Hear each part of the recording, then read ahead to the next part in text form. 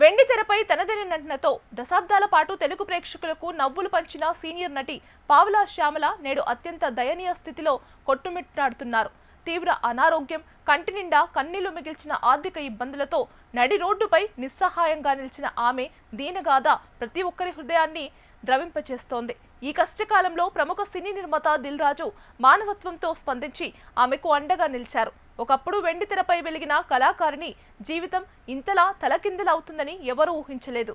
వృద్ధాప్యం, తీవ్ర అనారోగ్యంతో బాధపడుతున్న పావలా శ్యామలను ఆమె కుమార్తెను గత రాత్రి అత్యవసర చికిత్స నిమిత్తం కుకట్పల్లిలోని ఒక ప్రైవేట్ ఆసుపత్రికి తరలించారు. అయితే కనీసం చేతిలో డబ్బు లేదనే ఒకే ఒక్క కారణంతో ఆసుపత్రి యాజమాన్యం ఆమెను చేర్చుకోవడానికి నిరాకరించింది.